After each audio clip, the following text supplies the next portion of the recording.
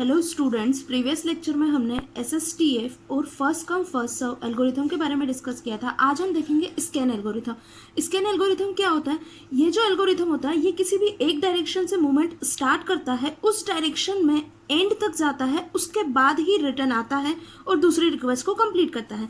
जैसे हमारे पास ट्रैक है 0 से 199 तक, ठीक है। हमारी करंट पोजीशन है 50। अब स्कैन एल्गोरिथम क्या करेगा? अगर डायरेक्शन दी होगी तो उसी डायरेक्शन से स्टार्ट करेगा, अगर नहीं दी होगी तो किसी भी डायरेक्शन से स्टार्ट करके उस डायरेक्शन के सारे कंप्लीट करेगा। उसके बाद उस डायरेक्शन के एंड पॉइंट तक जाता है, मतलब रिक्वेस्ट हो या ना हो वो एंड पॉइंट तक जाएगा। उसके बाद जब रिटर्न आता है तो बाकी की रिक्वेस्ट को कंप्लीट करता है। मतलब in scan algorithm the disk arm start at one direction satisfying all the requests in the direction and move till the end position in first moving direction। मतलब यहाँ से अगर 50 से स्टार्ट कर रहा है राइट डायरेक्शन में तो उस डायरेक्शन में एंड पोजीशन तक जाएगा। उसके बाद उस डायरेक्शन की सारी रिक्वेस्ट को कंप्लीट करेगा, तभी वो क्या होगा? रिटर्न होगा।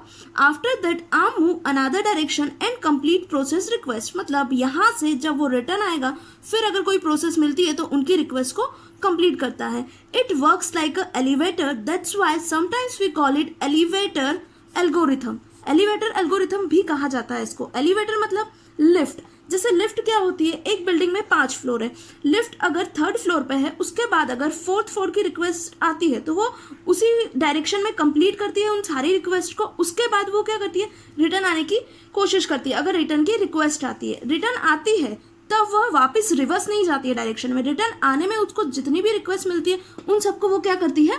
कंप्लीट करती है, ठीक है। ये होता है हमारा स्कैन एल्गोरिथम। इसके एडवांटेजेस क्या होते हैं? Average response time. Response time क्या होगा? कम होगा, क्योंकि जल्दी से जल्दी सारी प्रोसेसेस को कंप्लीट कर देगा। And high throughput. High throughput, पहले उसके लिए हमको समझना पड़ेगा थ्रूपुट क्या होता है। थ्रूपुट एक ऐसा यूनिट टाइम होता है जिसमें ज़्यादा से ज़्यादा प्रोसेसेस क्या हो? कंप्लीट हो। तो यहाँ पे जो थ्रूपुट होगा वो हाई होगा। क्यों? क्योंकि एक डायरेक्शन में जा रहा है, मान लो वो 190 तक आया, ठीक है, और 190 के बाद जस्ट उसे कोई और भी प्रोसेस इसी डायरेक्शन में मिलती है, रिक्वेस्ट करती है, तो वो उसकी भी रिक्वेस्ट को क्या करता जाएगा? कंप्लीट करता जाएगा। इसलिए यहाँ पे थ्रूपुट क्या होगा? इंक्रीज होगा।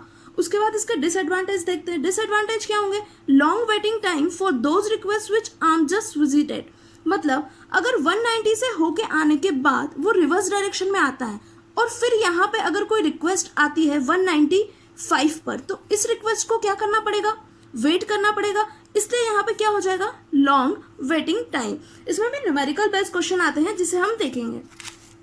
जैसे ये क्वेश्चन दिया है, इस क्वेश्चन में आपको रिक्वेस्ट क्यों दिया होगा? करंट पोजीशन दी होगी और अगर डायरेक्शन दी होगी तो हम उसी डायरेक्शन से स्टार्ट करेंगे। जैसे यहाँ पे दिया है मूविंग टुवर्ड्स लार्जर ट्रैक, मतलब जो 50 है करंट पोजीशन है वहां से लार्जर ट्रैक की तरफ, मतलब 190 की तरफ जाना है, पहले रिक्वेस्ट को कंप्लीट करना है।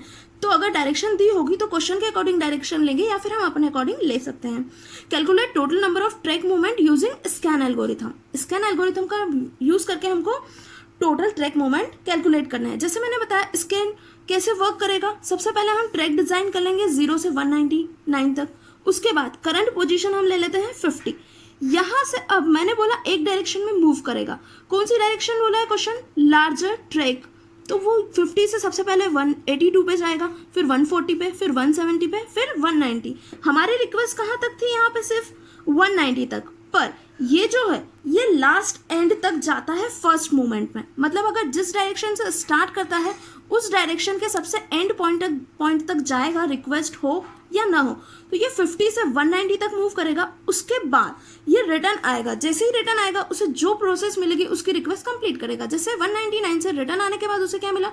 43। तो उसने 43 को कंप्लीट किया, फिर 24 एंड देन 16। जब वो रिटर्न आएगा तब वह एंड पोजिशन तक नहीं जाता है। वह कब जाएगा एंड पोजीशन तक? जिस डायरेक्शन से वो स्टार्ट करेगा उसी डायरेक्शन में एंड पोजीशन तक जाएगा। मान लो अगर वो 50 से लेफ्ट साइड स्टार्ट करता है तो वो लेफ्ट साइड 0 तक जाएगा और उसके बाद जब रिटर्न जाएगा तो सिर्फ वो 190 तक जाएगा, ठीक है। अब यहाँ पे हम total number of track movement calculate करेंगे। पहले वो कहाँ गया? 50 से 199 तक। तो हम क्या करेंगे? 199 माइनस 50। देन 199 से वो कहाँ आया? 16 तक। तो हम क्या करेंगे? 199 माइनस 16। तब हमारे पास जो ट्रैक मूवमेंट्स आएंगे वो टोटल ट्रैक मूवमेंट्स आएंगे 332। 2 ये होता है हमारा स्कैन एल्गोरिथम, जो एक डायरेक्शन में मूव करता है और उस डायरेक्शन में एंड पॉइंट तक जाता है, और इसी एल्गोरिथम को हम क्या बोलते हैं, एलिवेटर एल्गोरिथम। अब नेक्स्ट लेक्चर में हम नेक्स्ट एल्गोरिथम डिस्कस करेंगे। Thank you.